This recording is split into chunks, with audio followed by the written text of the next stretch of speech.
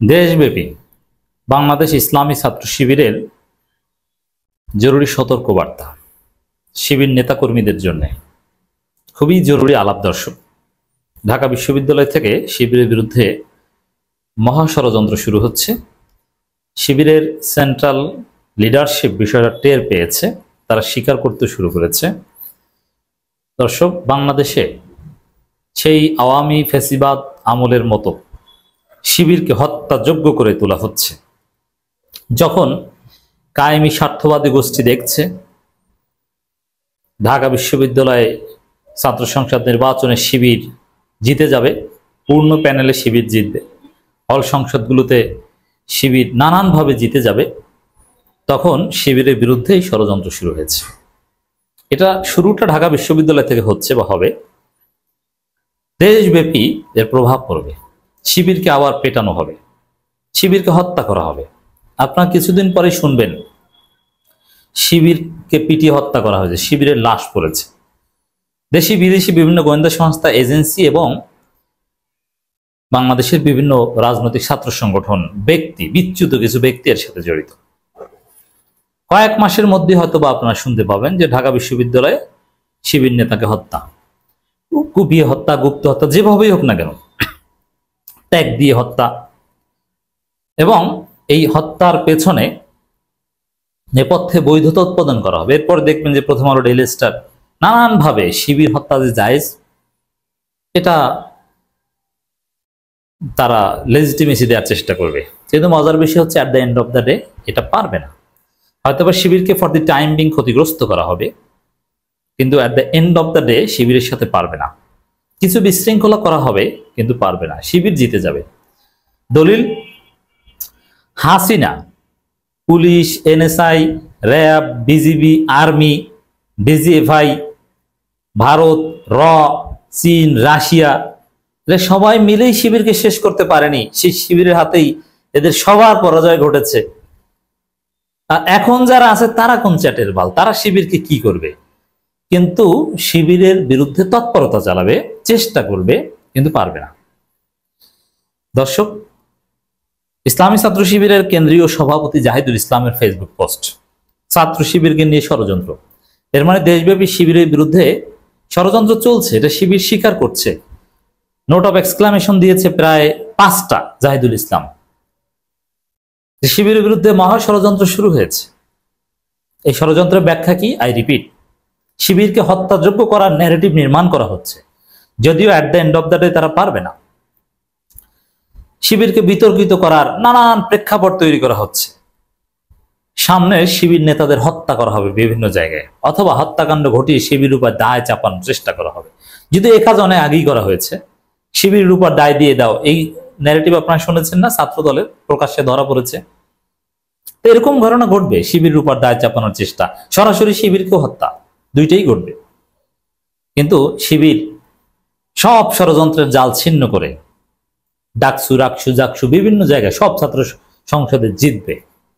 এবং এই যে বিষয়গুলো, এটা ডাকসু বা ছাত্র সংসদ নির্বাচন বিভিন্ন জায়গায়, সেটা বানচাল করার প্রক্রিয়ারও অংশ, কিন্তু তাও পারবে না। প্রথমে ওরা দেখবে যে শিবিরকে শুধু ঠেকানো যায় কিনা, যে শিবির হারুক। তারপরে যখন দেখবে যে না, শিবির জিতবে, এটা কোনোভাবে ঠেকানো যাচ্ছে না, তখন তারা নির্বাচন বানচাল করার চেষ্টা করবে লাশ ফেলে। কিন্তু তাও সম্ভব হবে বলে মনে হচ্ছে না। শিবির অত্যন্ত ধৈর্যের সাথে ঠান্ডা মাথায় এগোচ্ছে। অতীতের যারাই জাহিদুল ইসলাম দেখছেন আমাদেরকে নিয়ে ষড়যন্ত্র করছে, গর্ত করেছে, দিন শেষে তারাই সেই গর্তে পতিত হয়েছে। এখন ষড়যন্ত্রটা কি, কেনই বা জাহিদুল ইসলামরা মুখ খুলছেন? এটা মূলত আব্দুল কাদের, শিবিরের সাবেক সাথী আব্দুল কাদের, সাবেক সাথী মাহফুজ, এরাই এখন এই ঘটনা ঘটাচ্ছে। ওই যে আব্দুল কাদের লিখেছে যে ছাত্রলীগের যারা অপকর্ম করত, দেশপ্রেমী নির্যাতন করত, এগুলো শিবির অতি উৎসাহী হয়ে নিজেকে নন শিবির প্রমাণ করার জন্য এই কাজ করত। On the other hand, Chhatra League খুশিতে খুশি হয়ে নিজেরা দায় মুক্তি নিয়ে শিবিরের উপর দায় চাপিয়ে আব্দুল কাদেরকে ধন্যবাদ জানিয়েছে, মাহিন সরকারকে ধন্যবাদ জানিয়েছে। ওই যে আব্দুল কাদের এবং মাহিন সরকার যে লেখালেখি, এগুলো শিবিরকে আবার হত্যাযোগ্য গড়ে তোলার ন্যারেটিভ। এবং এর ব্যাখ্যা দিয়েছেন শিবিরের ঢাকা বিশ্ববিদ্যালয় শাখার সাবেক এক সভাপতি রাফেজ সালমান রিফাত। তার ফেসবুক পোস্টে একটু শোনাচ্ছি, তাহলে মিলাতে পারবেন আসলে কি ঘটছে, আব্দুল কাদের মাহিন সরকাররা কি করতে যাচ্ছে। রাফেজ সালমান রিফাত লিখেছেন, আগে ছাত্রলীগ শিবির পিটাইতো, সামনে হয়তো ছাত্রদল, বাকসাস, ছাত্র ইউনিয়ন, বাম দল সবাই মিলে শিবির পিটাবে। এটাই রিয়েলিটি, এটাই সত্য। সামনে এটা করুক, কিন্তু পারবে না, সবাই মিলে পারবে না। ছাত্রলীগের সমপরিমাণ শক্তি এরা সবাই মিলে আগামী 80 বছরে অর্জন করতে পারবে না।